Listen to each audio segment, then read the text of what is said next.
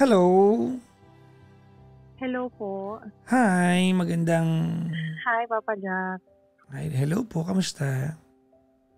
Okay lang naman. Matutulog na sana, Papa Jack, kaso biglang So matutulog na sana ako kasi nakita ko yung live mo. Sabi ko, load muna ako. naistorbo ka ba namin? Baka nakakaya sa'yo, ha? Hindi naman, masaya naman, okay naman. Anong pangalan po ng caller natin? Pwede bang na lang, para more na lang code ko. No, I don't care what name is it, but just give me a name. Huwag mo akong bigyan ng pangalan ng banda. Ganon. It has to be a name. Imagine mo, pag pinapayawan kita, sabihin ko Paramore? Oo nga naman. Na lang, May na lang. Ha? May. Ano spelling nun? Nahirapan tuloy ako. M-A-I. May. May. Arte, May lang yun. Ilan taong ka na, May? 34. 34. Asan ka ngayon? Dito lang sa bahay, Papa Jack. Place. Ha? Place. Sorry? Saang lugar po yung bahay mo? Pangasinan. Pangasinan. Yes po. Sa bahay daw siya.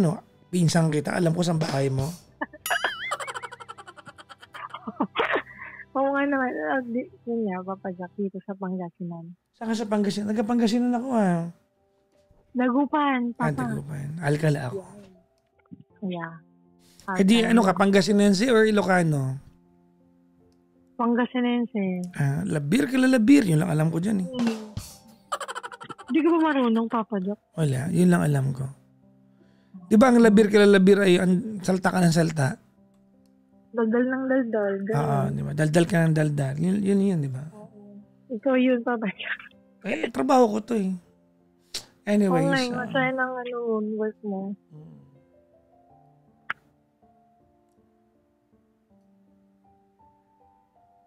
Anong ginagawa sa buhay ni Maymay? Isa akong ahente dito sa may Dagupan banda. Lakasan mo nga konti, ma'am. Nasa, yun nga, ahente. Ng lupa, ng kotse, ng bahay? Ng kotse. Ng kotse. Yan. Okay. Anong kotse yan? Wag na lang? Wag na, kasi Ang daming bagong kotse ngayon. Japanese ba o China? Yun na lang. Sige. Hindi. American car siya. Chevrolet.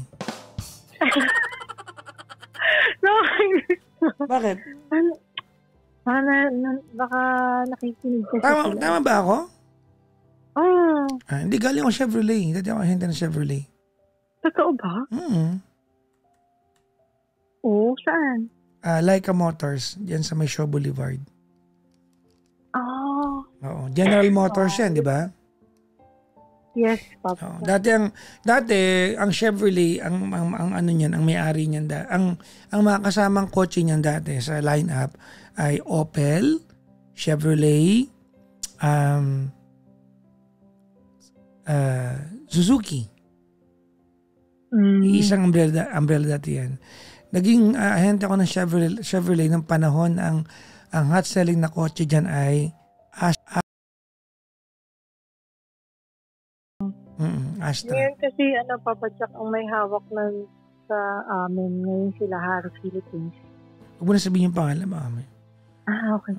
Pero yung kotse ang mga hawak naming mga lineup ay yung Silverado, Tahoe, Suburban, Opel Astra. Ayan. Ang pinaka-paborito ko nun yung Silverado. Laki nun, Papa Jack. Oo, Silverado. Nakabenta rin na marami. Ngayon medyo mahina kasi maraming mga competitor. Yes. Dami. Lalo na yung mga China brand po. Hindi, maganda kasi yung features ng ibang China brand. Oo, sa bagay. Oo, malala, no? totoo naman. Pag Pero binuksan mo ganun yung, talaga, hindi ko alam kung hanggang ngayon ganun pa rin. Pag binuksan mo yung hood ng ng Opel Astra, may nakalagay ng GM dot. Yan. Ang kahulugan ng GM Daewoo Technology. Tapos, hindi ko alam, Yeah. parang ano eh, parang, ano to? Ang Chevrolet, ang isa sa pinakauna nagkaroon ng catalytic converter. Hindi ko Pero alam. hindi ko na naabutan yung Astra ba yun? Hindi ko lang alam Hindi na, kung hindi ano kung inaaral mo yung features ng kotse yung binibenta mo. Oo naman. Inaaral ko rin naman. Talaga. Sige. Ano ang kahulugan ng double overhead cam? Ano yun sa makina yun? Papa Jack. Ano ang benefit ng DOHC? Ano? Okay. Mas malakas yung makina. Tapos tipid sa gas. Huwag nang ganun, Papa Jack. Ito naman, wala tayo sa work ngayon. Wala ka tayo sa work ko. Pabira ka talaga.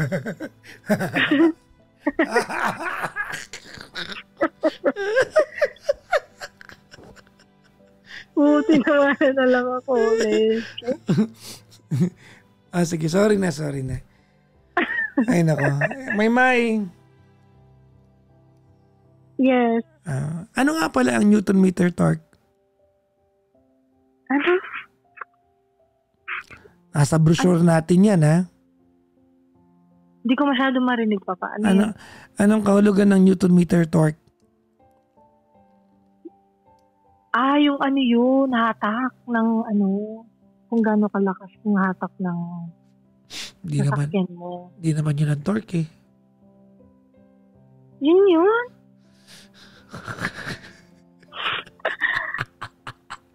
Di ba? Di yun. Yun, di ba? Kung gaano kalakas yung hatak diba? ng sasakyan mo. Mababa o Sige. Ano pagkakaiba nun sa horsepower? Yung horsepower, yun naman yung lakas. Kala ko ba yun? Lakas. Ay, bilis pala, sorry. Mabilis. Yung torque, yung lakas.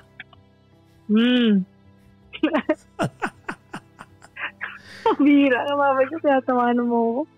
Yung torque, tulungan kita. Oo. Yung torque, doon binibili yung shawarma. Hindi. Oo nga pala. Torques. Oo nga. Pagkain pala gusto. Ay, nako. Ba yun siya? Yaman na. Sana makabenta ka marami kasi hindi naman ganun kalaki. Sana. Hindi naman ganun kalaki komisyon no? Hindi nga. Anyway, so. Ano nga pala, may asawa ka na? Meron, Papa.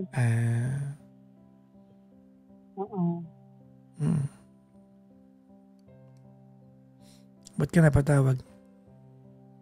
Kasi, ganito yung setup. Matagal ko na talagang gustong, parang may nagutulak sa self ko na, kailangan ko bang sabihin dun sa asawa? Kasi nga, sa work namin, Wait lang. napag-alamanan ko na may something yung dalawang co-worker ko. So, wait. So, hindi mo ito kwento? Hindi ko kwento. Nagkataon lang na may alam kang iskandalo sa opisina. Oo. Tapos syempre, bilang babae pa Jack, parang naaawa ko din sa asawa. Kasi nga, yung asawa niyang lalaki, merong din siya sa work. Parang, tapos lately pa, sobrang grabe to. Napag-alamanan ko na may nangyari na nga. Kaka-investigate. Ito chismosa ka no? kasi yung parang, hindi ko ba alam, parang kating-katay kung malaman kung ano talaga. Yung lalaki, wait lang, sige. Tinawag mo na to eh. Diba? Yung lalaki, between yung lalaki at yung babae, pareho silang ahente. Sa sales department. Ahente? Ano ba yung sales? Diba ahente yun? Pero ano kasi siya, yung isa, sales admin. So hindi siya more on... So, sino nauna sa kanila sa trabaho? Yung lalaki na una doon sa... yung babae, kailan lang? Oo. Okay. Kailan pa sila may relasyon? Noong una, syempre, Papa Jack, hindi namin alam na... Kailan mo pa alam? Ano lang, siguro mga July. Ganyan. Baka hindi ikaw yung babae dito, ha? Hindi. Pamamaya. Yung lalaki may asawa. Meron. May dalawa siyang anak. Yung babae may asawa din. Wala, dalaga. Dalaga. Okay. Kilala mo yung asawa ng lalaki? Kilala ko. Close kayo? Hindi na masyado, pero pag nagkikita kami, kwento, kumbaga, just being nice, kumbaga. Oo. Tapos one time pumunta na rin ako sa bahay nila. Pakikain. Kasi may birthday. Oo. That does not make you a friend. Invited ka lang. Oo, hindi. Sabihin mo na hindi kami friend, nagkakilala lang. So, kumbaga, you feel for the girl? Oo. Okay. Parang, syempre pag sa akin ginawa yun, kakilala mo. Tama ba, Papa Jack? May tanong ako sa'yo, no? Ito may asawa ka ba ikaw? May asawa ka? Meron. Meron yun. Ilan anak nyo? Isa. Ito ba nakwento mo sa asawa mo? Oo, alam niyo. Hulaan ko sabi ng asawa mo. Ano? Huwag kang makialam. Nga.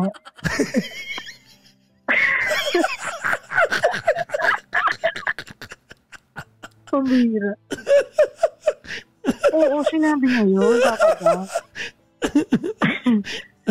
Sinabi niya yun. Pero lately, nung napaparami na yung yung kwento laging, syempre kakatagalan, nadadagdagan, alam mo ba, ganyan kung ginawa nila. Naiinis na rin siya. Sabi niya na, sige, gawa kang dami account. Gunggong yun na mister mo, no? Message ka din sa asawang babae. Okay. Pero syempre, may part din ganito ganito. Kasi alam mo, this becomes a topic of morality. No? This becomes a topic of morality. No? And morality is dictated by what's acceptable and not acceptable. Magiging professor muna ako, ha? Sociology 101 tayo, ha? Okay. Etong tanong mo sa akin, Maymay, this becomes a topic of morality. And morality is dictated by what is acceptable and not acceptable. Nakakasunod? Nakakasunod po? Yeah. Okay. And what acceptable or not acceptable is depende po sa meron tayong norm sa society. It's dictated by norm. Okay? At ang norm po, di ba, ay dictated naman or a result of a collective way of life and tradition. Nakakasunod? Yes po. Okay. Ulitin mo yung sinabi ko, yes ka, ha? Yun na yun. Basta yun na yun. Yan. No. So, ulitin ko po, ha? Okay. Usapin to ng morality. Kasi pwede natin sabihin na kawawa naman yung misis. Tama? Opo. Oo. That's, kumbaga, yun ang morality mo eh. Kawawa yung misis sabihin natin. Or, pwede natin sabihin na huwag kang makialam kasi it is not your place to be a part of the story. Sabagay. Okay? Pero naiinis kasi ako pag nakikita ko silang dalawa. Now, ganito. Yung doing, yung ginagawa nila. Ganito, Maymay, yung part na yan yung part ng pagiging chismosa mo. Kasi hindi ka naman naaapektuhan doon. Totoo naman. Ano ba yun? Okay. Hindi ba pwedeng mainis lang dun sa gina-act na actions na ginagawa? Ganito, makinig ka. Ha? Okay. Let's go to alam mo pag ganitong usapan, if someone calls me at ang issue is a topic of morality, I go back to the basic. Ready? Okay. Gaano ka nakatagal sa trabaho? 2 years na. Okay. Anong work mo bago ka nag-ahente, ma'am? Casino. Sa Pasay. Ha? Dealer. Saan? Sa Pasay. Taga Maynila ka talaga. Hindi, taga dito talaga ako, Papa. Tapos bumalik lang ako dito. Okay. Alright. So, nung nag-apply ka dyan, ma'am, sa trabaho na yan, what exactly was your purpose why you applied for the job? Naging chismosa, ganun. Tinatanong kita. Kasi, syempre, lately kasi hilig ako sa mga sasakyan. So, nag-apply ako sa Laos group. Yun. Hindi na tinatanong ko. Ano ang dahilan kung bakit ka pumapasok araw-araw sa trabaho? Parang?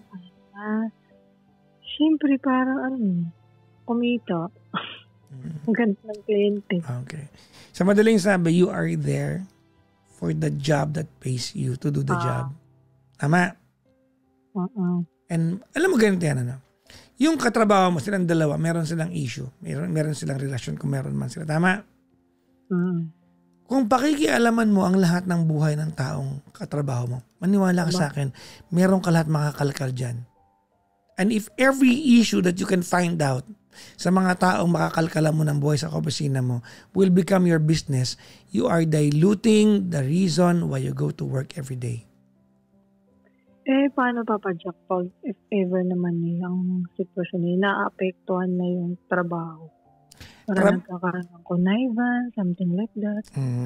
Kwento mo sa akin yung connivance na yan. Parang may mga trabahong naiipit kasi... O di doon ka mag-focus, i-report mo sa boss, doon sa trabaho lang. Pero hindi naman yun ang mo eh. Ikaw, tagilan mo nga ako, wag mo akong plastic dito. Ang talagang lakad mo dyan, hindi dahil sa trabaho. Kung hindi, dahil doon sa may relasyon sila at gusto mong matigil yung relasyon nila because to you, morally, it's wrong. Tama? Oo. Pag nalaman na HR yun, ano kayang mangyayari? So now, question. Pag nalaman ng HR, tama, di ba? Apo. Okay, and I have a question for you. Kasi gusto ko manggaling sa'yo to. Pag nalaman ng HR, is that a problem of yours? Hindi. But why do you want to be a part of that? Di paalam sa HR para Ha? Ipaalam ko sa HR para Why do you want yourself to be a part of that? Ewan ko si Papa Jack, parang ngayon lang ako naka-experience ng talagang kitang-kita ko yung pag ginagawa nilang kalukuhan. Parang dati sa work ko kasi naririnig ko na si ganito. Okay, naririnig ko lang. Anong kinalaman mo nga? Yung tinatanong ko. Ako? Hindi, ano ang kinalaman mo? Kasi siyempre, pag ko sa sarili ko, pag ako yung asawang babae. Okay, sa wakas na, narinig ko rin. Eto na, narinig ko rin. Okay. Why do you make yourself a part of the story? Ano pa siya? Why do you make yourself a part of the story? Bakit mo sinali yung sarili? Paano pag ako? Bakit mo sinali yung sarili mo? Kasama ka ba doon? Hindi. O bakit mo sinasali yung sarili mo? What if lang naman? Ganun ba? May mangyari. No, that's exactly my point. Kaya kating-kati ka. Wait. Kaya kating-kati ka kasi sinasali mo yung sarili mo. Ganun. Hindi ba? Kakasabi mo lang eh. Paano pag sa akin nangyari? Ang tanong, sa'yo ba nangyari? Wala. Sa'yo ba nangyayari? Hindi. Ba't sumasali ka? What if lang naman? Parang lang. Yun nga, your what if, ganito yung what if na yan, hypothetical kasi yan eh. Tama mali. Yung tanong mo na what if, imbento sa utak mo yan. Ganon. Ganon ba yun? Tanong mo ulit yung what if mo. What if? What if? What if ako yun? Or okay. Mangyari sa akin? Ikaw ba yun? Hindi. Di inimbento mo nga. So, ba't mo kasi yung sarili mo? Parang siguro, concern lang, gano'n. Concern citizen. Pakialamera ka lang. Tigilan mo yan. So, pag may maling gawa, hindi mo na, parang ikaw correct, gano'n. Kung kunyari, concern ka lang, uy, baka pwedeng ikilan mo na yun. Pwede bang gano'n? I-direct ko na. Ikaw gusto mo gawin. O kaya Papa Jack, naisip ko, what if kausapin kong masinsinan yung girl, total dalaga naman siya, or sabihin ko na lang na, ikaw yun ang kawawa sa huli niyan. Kasi diba, gagamitin lang siya. Kasi naniniwala naman ako, Papa Jack, hindi naman, if worst to worst, hindi makikipaghiwalay yung lalaki sa asawa niya. Mas pipiliin niya pa yung asawa niya.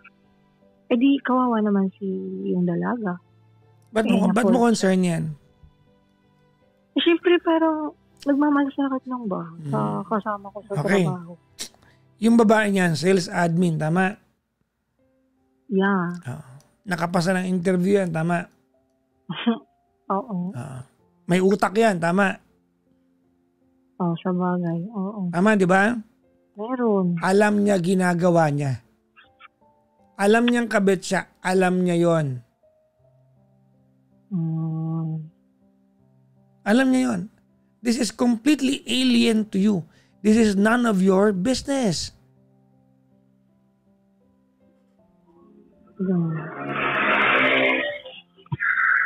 Totoo. This is none of your business. Sayang ko na lang. Ha? Sayang ko na lang sila. Well, alam mo kung ang gagamitin mong term ay hayaan na lang. Para kasi meron siyang meron siyang inhibition, di ba? The proper term is go to your work and just do the job, go home. Sa bagay. Parang minsan lang talaga nakakaita lang. Ang sweet nila. Parang masarap dagukan yung lalaki. Uy, meron kang meron kang asawa doon. Parang ganun lang. Alam niya rin yun. Siya may asawa eh. This is none of your business. Ba't papakilamera ka? Naiinis na talaga ako. Tapos meron pang time, Papa Jack, yung parang yung girl. Pumasok yun. Nung first impression namin sa kanya. Okay. Parang boyish siya. Stop.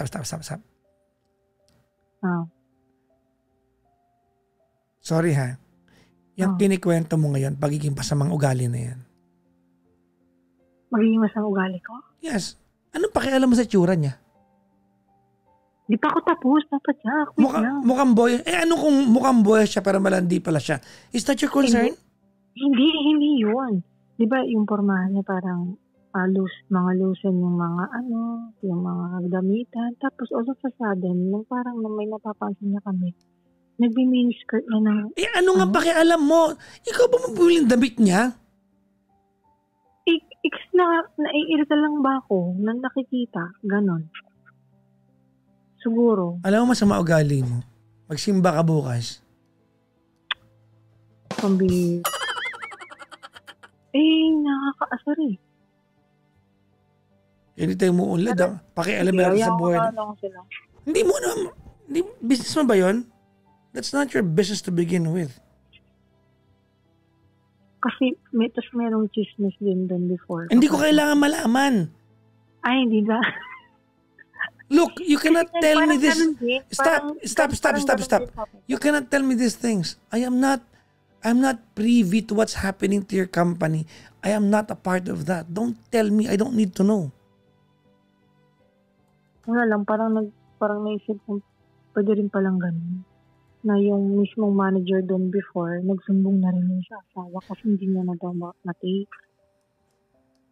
Nagsumbong. Parang mayroong previous na ganun na rin sa work. Tapos di na natiis ng manager. Yung manager mismo na nagsabi din sa asawang babae. Parang nakakapagod. Gusto mo diretsuhin kita ngayon? What if ganun din yung gawin ko? Parang ganun lang. Gusto mo diretsuhin kita ngayon? Chismo, saka ganun. Well, kayo na ko pa sinabi yan eh. Di ba may branch kayo ng ng dealership sa Subic? Ay sa Clark, tama? Oo. Yung group niyo. Alam ko kasi diyan ako nagpapa-change oil ng Chev, yung Dodge Challenger ko. Oo. Bakit? Wala lang. Naisip laos kasi, di ba? Naisip na ko lang. Naalala ko lang. Anyways, ganito. Ito. Okay, ready? Ready. Ganito. Kaya mo ito gustong pakialaman kasi pakialamera ka, number 1. Number 2, okay? Number 2, kaya kating-kating kang sumali sa kwento na to kasi pinagpapalagay mo na kung sakasakali may kabit yung mister mo, gusto mo na may kagaya mong magsumbong din sa'yo. Ay. Ko alam. Hindi ko alam. Parang siguro girl code ba? Kasama ba yung sa ganun? Girl code, girl thing na ano nga pakialam mo nga? Ano nga pakialam mo nga? Ba't kasama ka ba sa kwento? Bakit ba? Inaano ka ba nila? Yun lang yung paki ko na nakakabwisit. Ganun, yung ginagawa nilang mali. Parang ganun. So, yun lang yun. Hindi ako naaasar dun sa tao. Yung ginagawa lang nila. Na ganun. Yun lang mapigilan.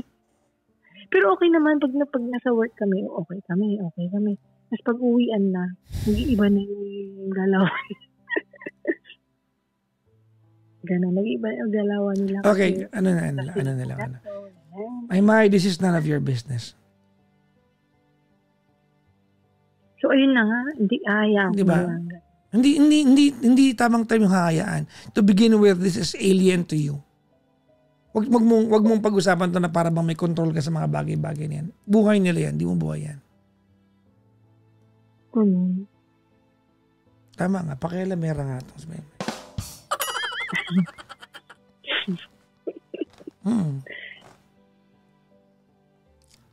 Pakialamera ka nga, no? Hindi ko alam kung yun yung tamang word na Siyempre, ang gagamitin mong word ay concern po ako. Oo. Ganun yun? Hindi pakialamera. Hindi pakialamera. Ganito yan, no? It is not your place to be a part of that circle. Oo nga. Hindi ako nagdi-disagree sa'yo pag ang sasabihin mo sa akin, mali yung ginagawa nila. Of course, we both agree mali yun. Diba? But let them let them do their job, ganun. No. Let them suffer from the natural occurrence of the consequences of their actions. So pag nabuntis siya, hayaan lang din natin, ganun. Bahala ka dyan, ganun. Alam mo, papunta ka na sa tanga. Malapit ka na doon. Concern mo yon? Mattress mo yon? Hindi, pero... bakit mo concern? Ay, pala. O, di mo sila. Di, mattress mo yon? May inambag ka doon? Hindi. Wala. Bakit mo concern yon? Di ka ba na siya tinatanong mo sa... Kawawa siya. O, di bakit? Hindi ba? Di, hiyaan mo siya maging kawawa. Okay.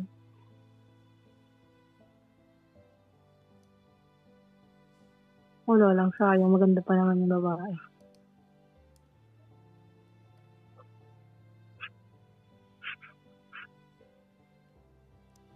Hayaan niya lang. Alam niya kung anong pinapasok niya. Alam niya yon. Baka nga may video pa sila nung pinapasok niya yun eh. Sorry, hindi yung ang pinapasok nila yung sitwasyon, hindi kung ano-ano. Huwag tayo mag-video. Pakialamera tong si may. Maayos ka nga? Maayos na yun na. Maayos naman ako. Tapos Chicken. pag nakikita ko tuloy ang asawang babae, naku, kung alam mo lang, parang napapaisip ako kung alam mo lang ginagawa ng Not your place. asawa. Not your place. Yan nga, parang syempre pag nakikita ko It lang, is not your place. It is not your story. It's completely alien to you. Hindi mo ka mag-anak, hindi mo pinsan, you've got nothing to do with them. You've met them at work because you are just there to work. Period. Stop na doon. Sige, mananahimik na lang ako. Pero syempre, Papa Jack, hindi maiwasan. Oh my God. Oh. Alam mo ba? Alam na ng lahat eh. Bakit mo concern? Bakit mo concern yon? Hindi ko na concern. Parang, Hindi, hayaan mo sila. Makakailaman. Hayaan mo sila. Parang, ang mangyayari nun, chismis na sila. Kasama ka sa chismosa eh. Oo, sabihin ko.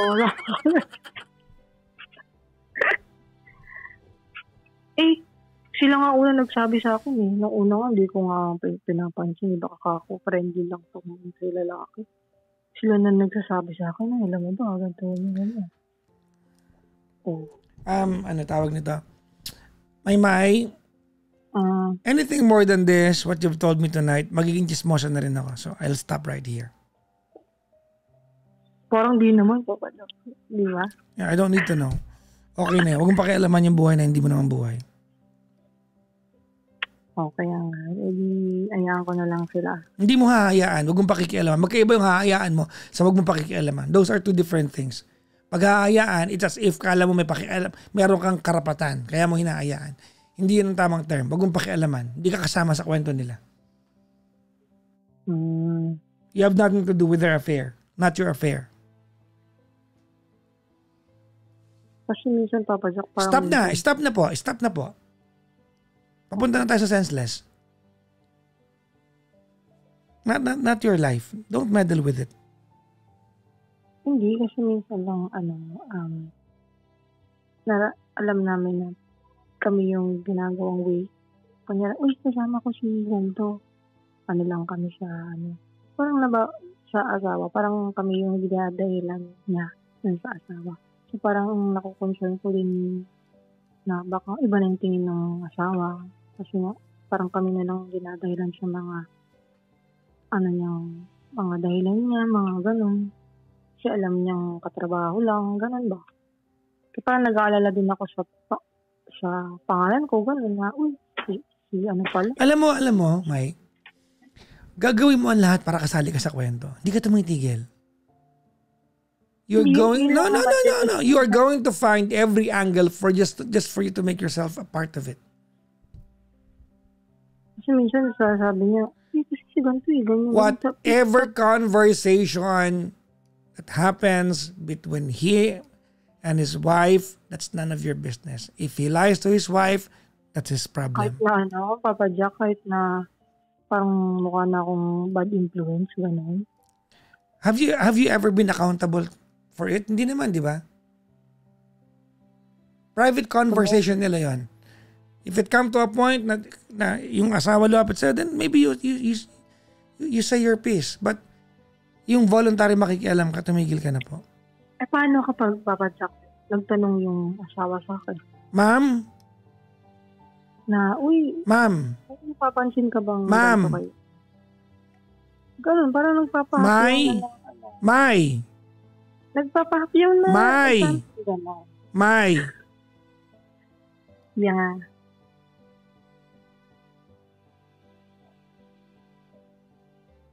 Papunta ka sa pagiging cheap. So, pag dumating sa point na gano'n, dead man na lang. May! Sorry, ingay na. Yes, Papa. Wala ka sa puntong yon. Ini-imagine mo yan para masali ka sa kwento. We are not going to answer hypothetical question.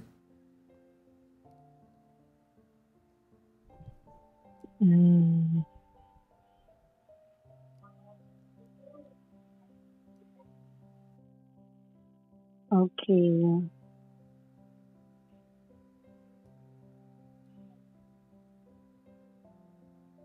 Go to work, do your job. Go home.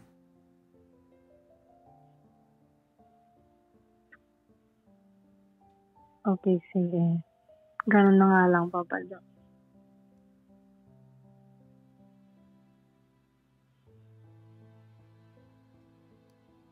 Okay? Yes. Focus on your Ganun na family. nga. Your family deserves your attention. Not some other affairs in the office. Okay. Okay? Sige. Yes, Papa Jack. Ganun na nga lang. Dead man na lang. Mag-ingat ka palagi. Thank you, Papa Jack. Yun lang. Thank you so much.